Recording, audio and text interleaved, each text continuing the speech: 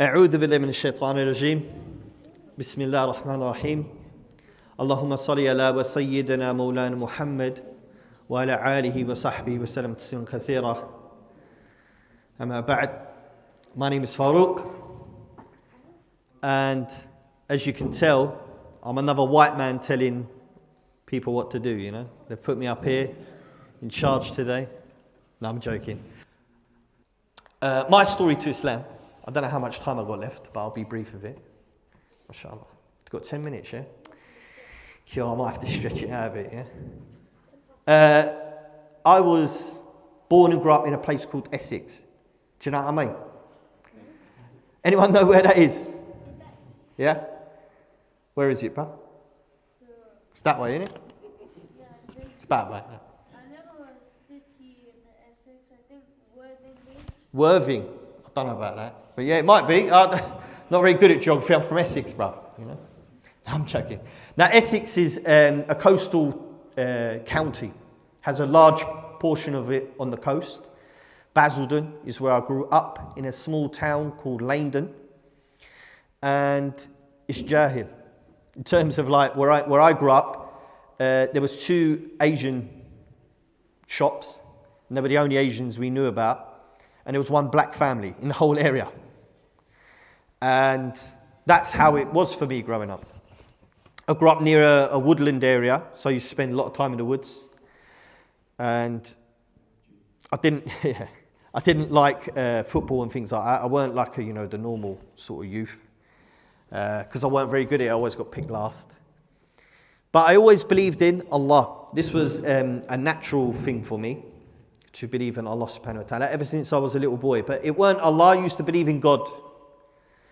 And I used to talk to Him, just the way I was. Allah subhanahu wa ta'ala made me upon fitrah, and alhamdulillah, I didn't lose my way. My mum wasn't religious. I was in a single parent family, so I just grew up with just me mum and me nan and me older brother and me older sister. And yeah, I was like that until I moved to Germany for a couple of years. I lived there and worked there. Then I came back, and then I moved to a place called Slough. Anyone know where Slough is? It's down the road, isn't it? Yeah. You live in Slough? Me too, bro. Going back that way. Give me a lift.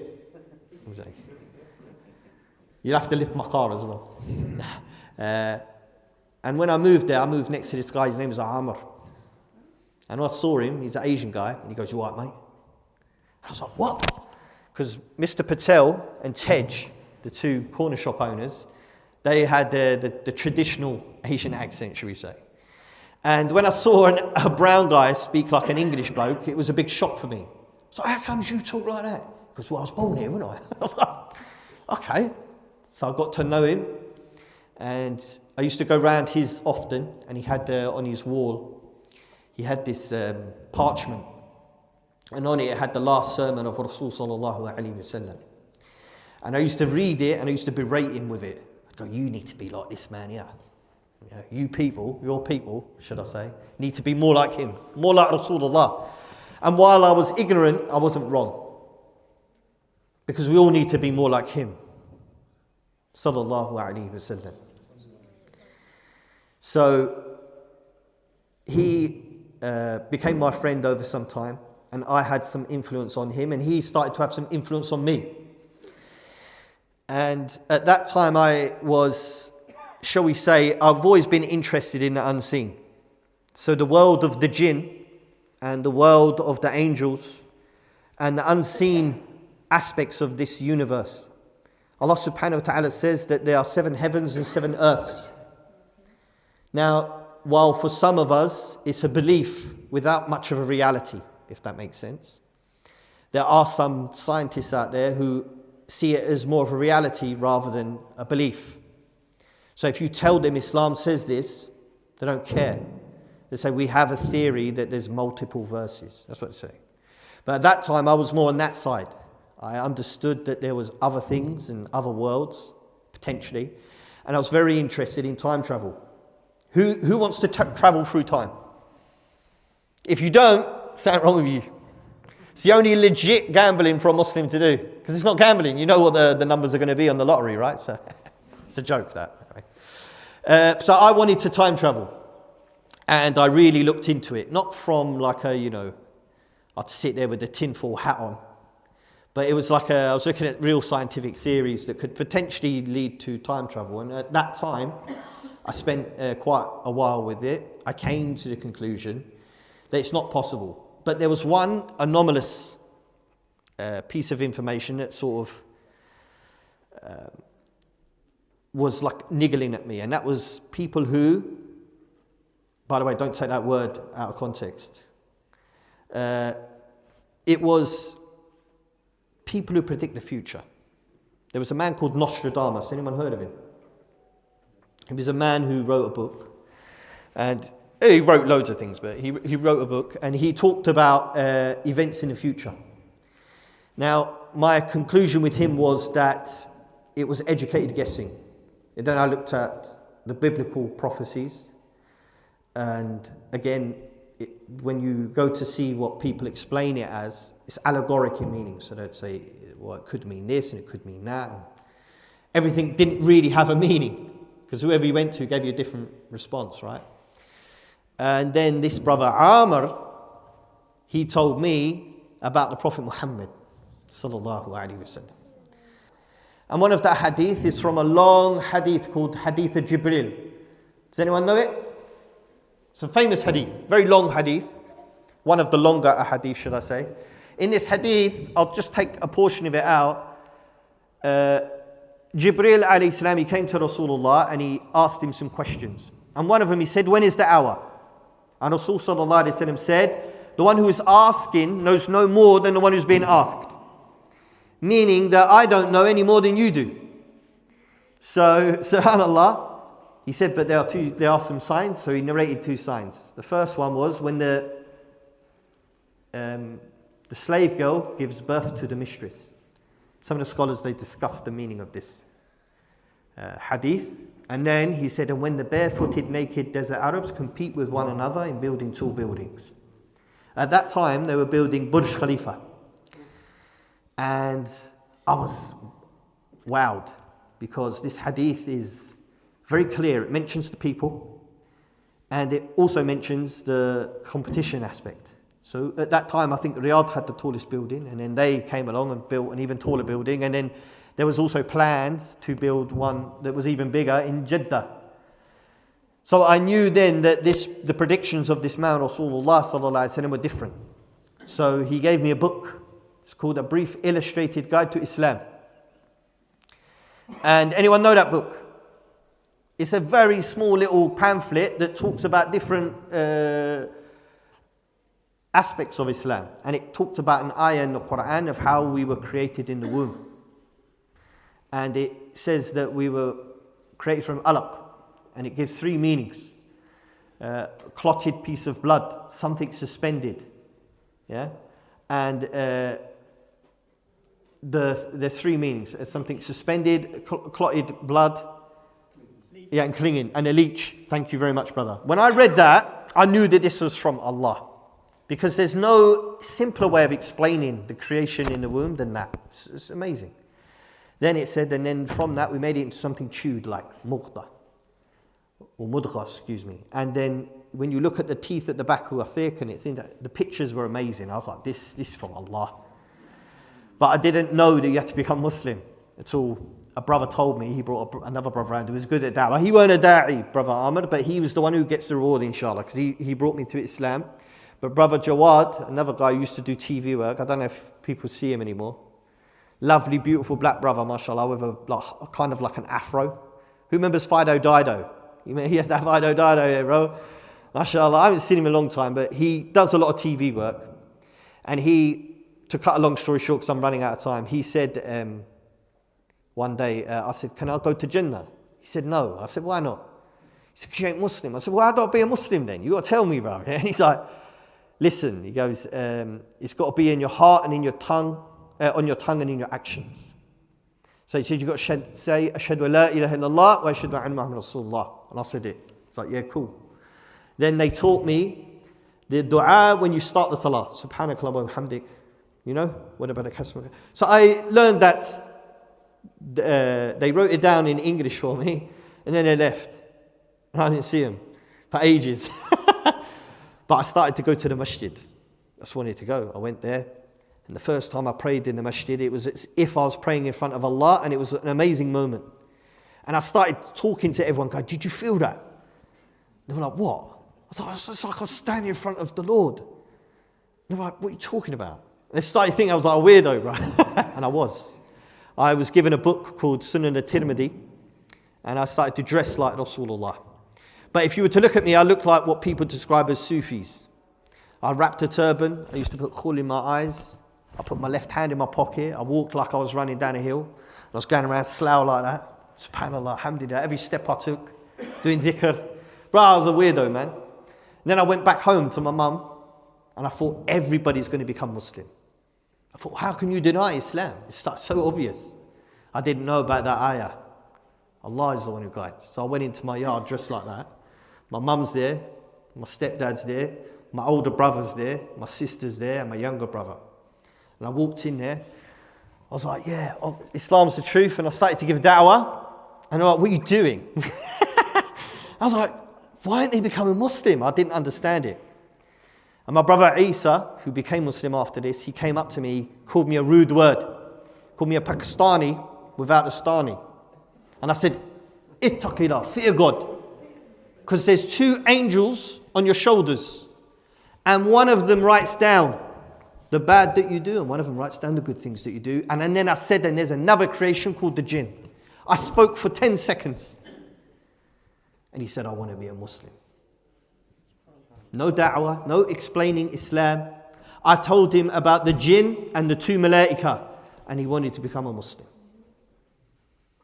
How? Because it's Allah who guides. My nan, I gave dawah to her for a long time. She never accepted Islam. A couple of months before she passed away, she was in hospital, and she claimed a man came to her dressed in white, saying that he knew me and that she should follow me. So she became Muslim against all my family. Why? Because it's Allah who guides. Your job, my brothers and sisters, whoever's listening to this, is to give da'wah, and it's Allah who guides. If you're more knowledgeable, you may be able to convince people intellectually that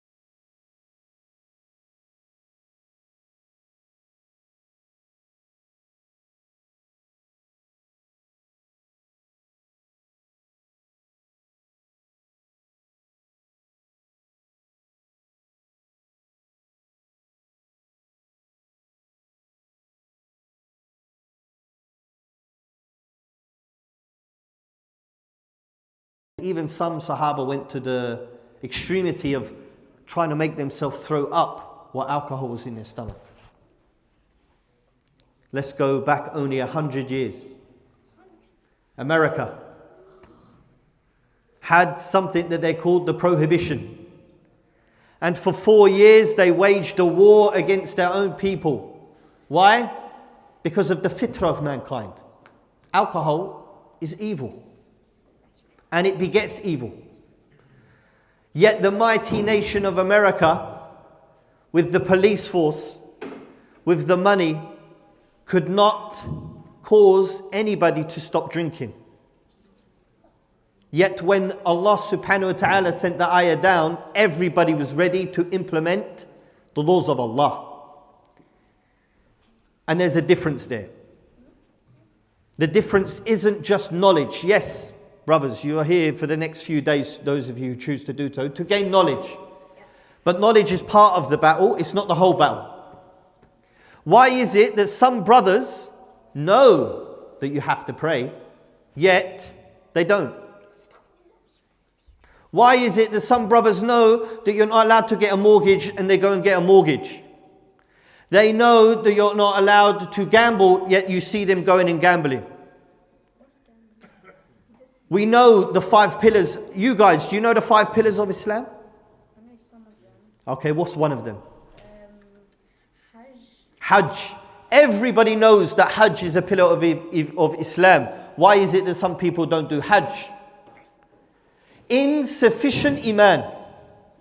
They don't have enough iman to do it. And that is the life force, the blood of every Muslim is your iman. That is why when the ayah prohibiting people from drinking alcohol, when it came down, everybody started throwing it away because of their iman. Allahu Akbar. Why did I start with this? Is it because I didn't prepare anything on the way here? Probably. But there is a reason for it. When we get into da'wah, I'm going to tell you a few stories and then I'm going to tell you my story of what brought me to Islam. But I'll tell you, I heard a story, and some of you may have heard it before. There was a brother from South London. He became Muslim. And the thing with da'wah is Islam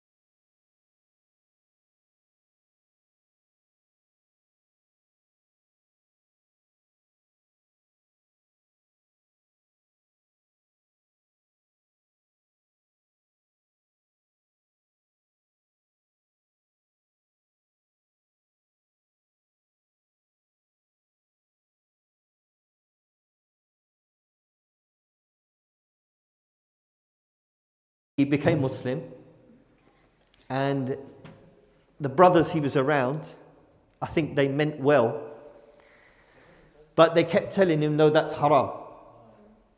They were giving him mashallah, the ilm of Islam, of what the do's and the don'ts. And the brother, he wouldn't do it. So they would say, don't do this, don't do that. And one day they went to his house and he was playing FIFA. And those brothers said, you can't play that anymore, it's haram. And he said, if this is haram, then I don't want Islam. And he left Islam because of that. Now, I don't want to get into the, halalness of playing video games. That's for the shuyukh to discuss. And it's, not pertinent here now, but I wanted to highlight that if the heart is not ready for the halal and haram, it's very difficult to implement Islam. As we said, those brothers who know that salah is obligatory, yet they struggle with it. They know that you can't do riba, yet they're doing riba. They know you shouldn't look at certain things on your phone, and they're looking at certain things on their phones. Yeah? Insufficient iman. So when doing da'wah, remember that you are only a conduit for Allah subhanahu wa ta'ala to use to guide the people to Islam. There's an ayah of Quran that I'm going to recite. Is anyone here hafid of Quran? Good. I was going to say, plug your ears. أعوذ بالله من الشيطان الرجيم ولو أننا نزلنا إليهم الملائكة وكلمهم الموتى وحشرنا عليهم كل شيء قبلا ما كانوا